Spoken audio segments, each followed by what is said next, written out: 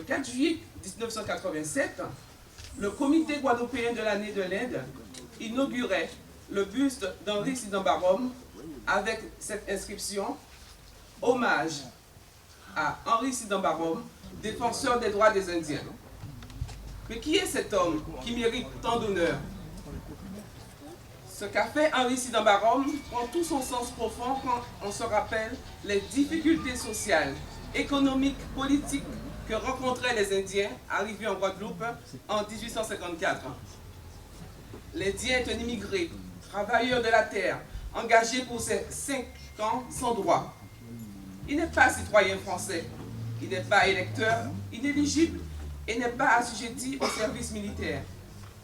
Le problème se pose pour les descendants des Indiens, ceux qui aussi sont privés des 2 droits de dignité.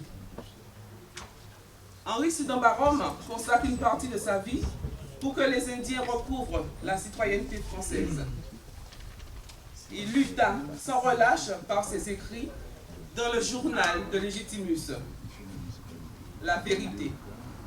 Sa grandeur d'âme et sa témérité pour un Indien à cette époque étaient dues à sa naissance dans la casque des Brahmanes.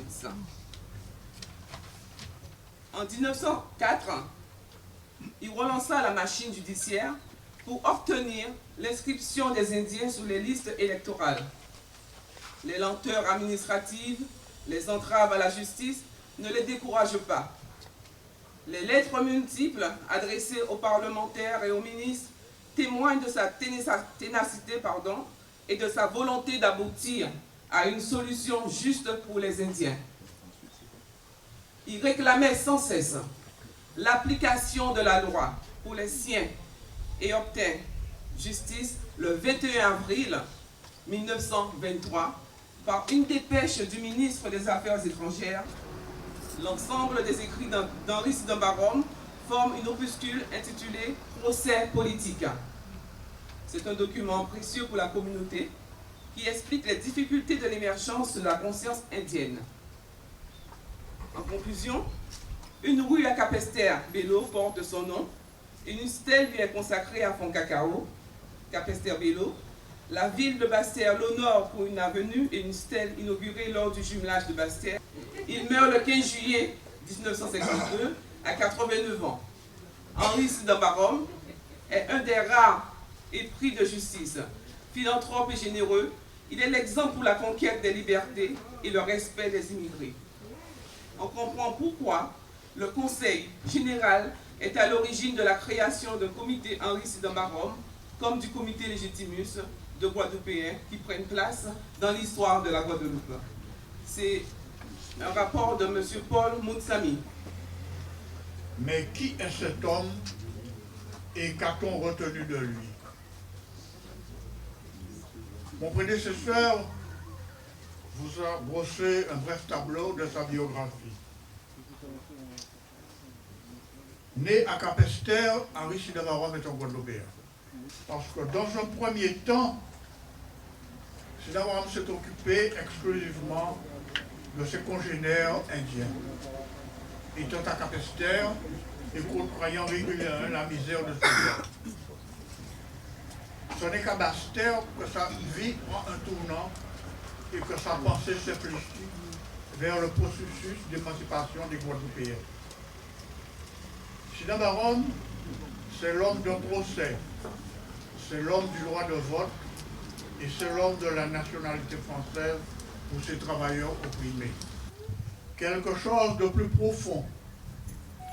Il a surtout été, comme l'a dit le Conseil général de la Guadeloupe, dans sa délibération d'octobre 1950, il a été l'apôtre de l'émancipation des travailleurs indiens. Et j'ajoute, l'artisan de leur évolution économique. En 1848, c'est au tour des Indiens de débarquer dans les ports de Pointe-à-Pitre et de Basse-Terre. Et c'est de ces conditions que le père d'Henri Sidon Barome et que tous les Indiens sont arrivés en Guadeloupe.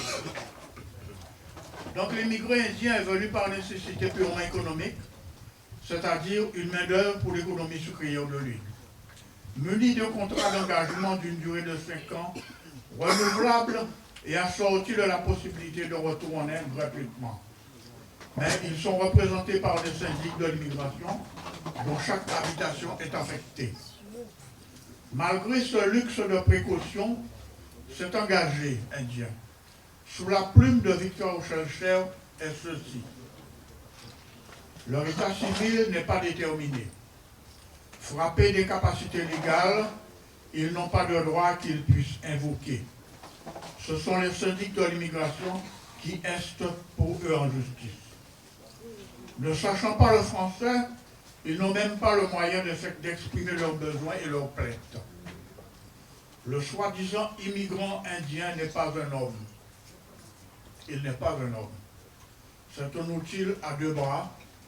Une chose, les engagés indiens sont à la merci de leurs engagés. Il existe cependant, aussi bien en Guadeloupe qu'en Martinique, des habitations qui ne sont cultivées que par des Indiens marrons. Ce n'est donc pas le travail qu'ils fuient, mais les privations, les rigueurs, les sévices dont ils sont victimes chez les engagés. Quelques statistiques brèves. À Capesterre, en 1863, il y a 14 naissances. Et en face, il y a 56 décès. 1 pour 5. C'est une statistique récurrente sur toute la durée de l'immigration indienne. Et le meilleur ratio, c'est une naissance pour 3 décès.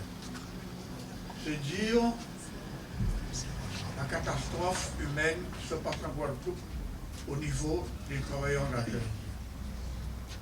Et là, j'ai cité Victor Schœlcher. En Guadeloupe, gardons en mémoire et n'oublions jamais la position de nos ancêtres. Ce travailleur anonyme, martyrisé, méprisé, ces femmes déshonorées, le lendemain retirées mortes dans les caniveaux des routes dont elles participent à la construction. Par exemple, la confection de la route départementale de Sainte-Marie à Goyon. Comment comprendre alors, dans ces conditions infernales, que certains sont restés dans cet enfer? Et pourquoi? Tout simplement, ayant de bonnes connaissances dans la gestion foncière, la possibilité de se porter acquéreur de surface consistante, au vu et au su des économies réalisées et rapatriées, certains décident de s'installer définitivement en Guadeloupe, le plus simplement du monde. Des auteurs ont avancé un nombre d'environ 9000 retours en Inde. De nombreux ont été contraints de rester sur place, maintenus parfois de force par les usiniers, gros consommateurs de main-d'œuvre, ce qui les exonérait également de déboucher pour le billet-retour. Bonjour à tous, bonjour à toutes. Là, nous sommes à Capesterre-Belle-Eau en Guadeloupe pour la journée dédiée à Henri Sidant Barham. Et là, nous avons avec nous le porte-parole de l'association Noyau et président également. Je suis le président d'SOS Racisme Antilles-Guyane. Voilà. Alors, qu'est-ce que ça fait aujourd'hui d'être là à cette journée de commémoration? Cette commémoration a triple importance. Une première importance, elle est générale, elle est pour tous, car il s'agit d'honorer des Guadeloupéens qui ont été des hommes d'honneur et qui ont, par leur ténacité, leur abnégation, ont obtenu des décisions historiques. Il s'agit par exemple en 1923 d'Henri Sidant Barham qui a obtenu la nationalité française aux ressortissants indiens. Mais il s'agit également dans un second temps de comprendre ce que serait le vivre ensemble. C'est non seulement ce que moi j'ai pour mission de faire en qualité de président d'SOS Racisme Antilles-Guyane, mais également c'est ce que l'association Noyau souhaite également faire à travers ces différentes manifestations. Nous avons commémoré il y a peu de temps Egésip Légitimus, qui était un grand homme de notre histoire, premier député noir de la 3e République française. C'est quand même pas peu de choses. Il faut donc que le Guadeloupéen, que nous sommes tous les Guadeloupéens, se ressaisissent de cette histoire, prennent conscience que nous ne sommes pas si peu fiers, que nous avons de quoi être fiers, nous avons de quoi relever la tête, nous avons de quoi puiser dans la force de nos ancêtres nous avons de quoi, entre guillemets, rebondir pour que notre société soit un peu mieux et qu'elle puisse aller vers le positif et non dans la déliquescence dans laquelle elle se trouve. Alors il faut qu'on retrouve, que l'homme retrouve sa dignité d'homme et ce que le passé nous a laissé. Absolument. On ne peut de toute façon avancer qu'en connaissant notre passé. Donc la chose est simple, nous n'avons rien inventé à noyau. On ne fait que mettre à l'honneur ces hommes qui ont été les hommes de notre histoire.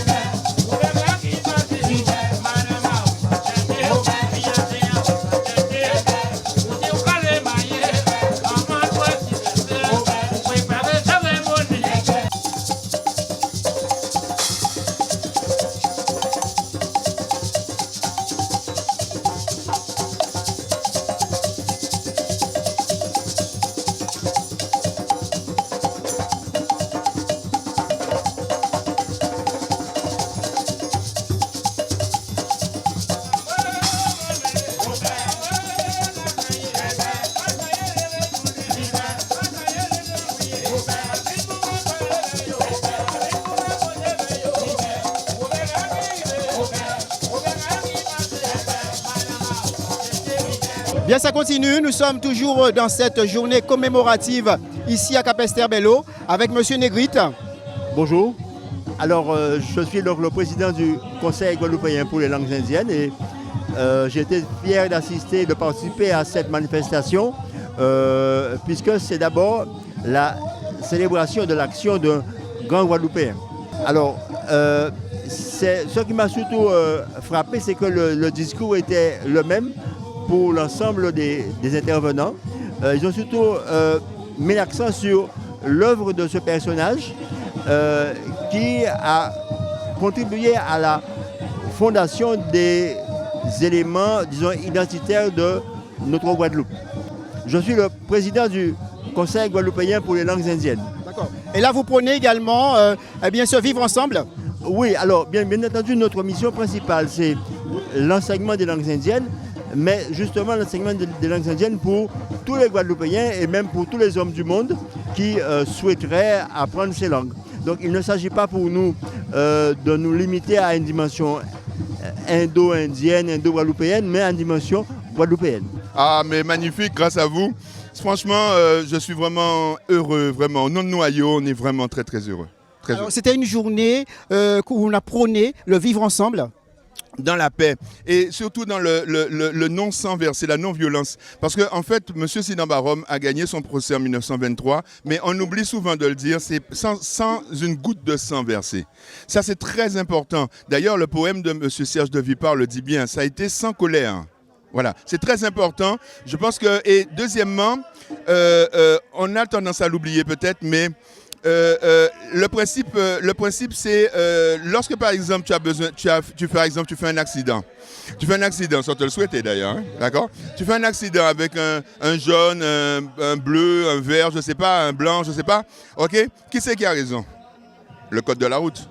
Donc, eh bien, c'est ce que M. Sidan Barom a compris, c'est-à-dire qu'il a utilisé la Constitution française, parce qu'elle a le mérite d'exister. Ce n'est pas la même Constitution partout dans le monde. C'est la Constitution française. Et grâce à cette Constitution, il a réussi à obtenir les droits civiques. Les droits civiques, c'est-à-dire le droit de vote, c'est-à-dire en fait qu'il a obtenu le droit de voter 21 ans avant la maman du général de Gaulle. Avant la maman de Giscard, la maman de Mitterrand. C'est important. Donc ce qui veut dire en termes plus clairs qu'en Guadeloupe, ça s'est passé en Guadeloupe et ça a fait jurisprudence dans toute la francophonie. Je pense qu'il va falloir une bonne fois pour toutes qu'on comprenne que si le gouvernement n'est pas d'accord, il y aura un autre gouvernement. Mais la Constitution restera parce qu'elle est une et indivisible. Et Guadeloupe est un. Commençons par nous resserrer. Resserrons-nous parmi les déjà pour commencer, hein, avec les Guadeloupéens qui sont là depuis 100 ans, 150 ans.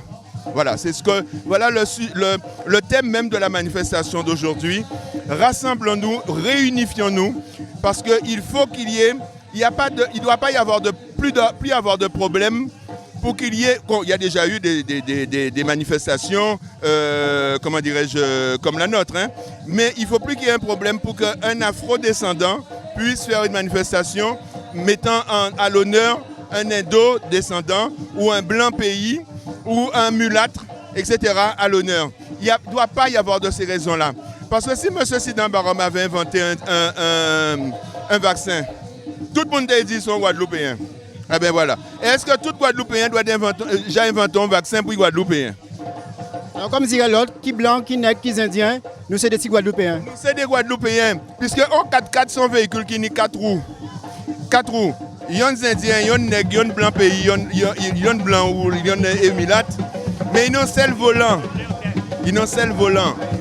Guadeloupe est un. Donc il faut nous trouver un moyen pour nous trouver gens qui ont guidonné. Mais ça n'a pas un problème. Parce que nous avons l'idée, nous savons déjà. Dans un premier temps, je ne voyais pas ça du tout de cette façon. Pour moi, c'était uniquement le grand-père.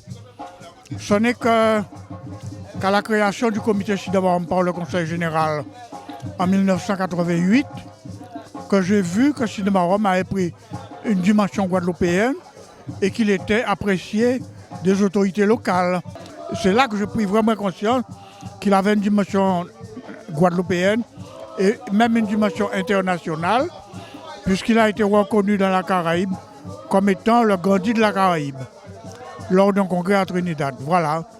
Donc c'est deux visions qui s'accompagnent et que j'ai découvert il n'y a pas très longtemps. C'est une journée où il doit faire bon vivre. On doit vivre bien, d'abord sur le plan personnel, ensuite connaître l'autre, le reconnaître, se reconnaître mutuellement, et là, on aura le vivre ensemble. Et c'est l'objectif que nous poursuivons tous au travers de nos associations. Capesterre multiculturel, et donc j'en suis très fière. Aidons-nous, soyons ensemble pour faire avancer les choses. Mettons-nous ensemble pour que nous puissions faire vivre notre Guadeloupe. C'est l'exemple même de ce combat qu'il a mené. Comme on a dit et répété, je ne vais pas me répéter, Capesterre, terre de lutte, terre de combat, car nous avons la terre des esclaves aussi. Nous sommes ensemble pour travailler pour le devenir de notre pays. Et sachez, nous aïeux, y'en a l'autre, tous ensemble, Guadeloupe c'est yon. Alors donc, les améliorations qu'il y a eu, c'est parce que le service administratif aujourd'hui est à la portée de nos mains. Ensuite, il y a eu beaucoup de lois au niveau de défense de l'homme, de l'humanité. Mais la Guadeloupe passe des moments très difficiles pour pouvoir justement continuer à mettre en valeur notre richesse et aussi défendre les intérêts guadeloupéens et mettre en valeur aussi tous les Guadeloupéens. À quel point les postes importants, il faut savoir ce grand combat qui permet aux Guadeloupéens d'accéder à ces postes. Donc, pour finir, je voulais vous dire que c'est une histoire qui doit continuer. La richesse capestérienne fait partie de cette richesse guadeloupéenne et qui aujourd'hui, je crois que tous les capestériens et tous les Guadeloupéens doivent se mettre ensemble pour mener ensemble les actions unitaires pour cette richesse guadeloupéenne. Des yeux habitués à s'enfouir dans le sol. Au moindre cliquetis des bottes despotiques, se lever à hauteur du regard foudroyant et dire à ces messieurs de la canne et du sucre, et très souvent du lucre, comme vous, sur nos pieds. Nous sommes verticaux et non pas sous le joug, traînant à quatre pattes les fardeaux domestiques de l'âne ou bien du bœuf. Et pour nous, nos enfants, nos femmes et tous nos frères, trop longtemps attelés à vos lois arbitraires, inhumaines et brutales, nous réclamons, pourtant sans haine et sans colère, nos droits de citoyens qui voulons, désormais, vivre fiers et debout, et surtout, vivre dignes et libres. Voilà comment, si bien, Henri Sidambarom, en libérant l'Indien, a libéré les hommes.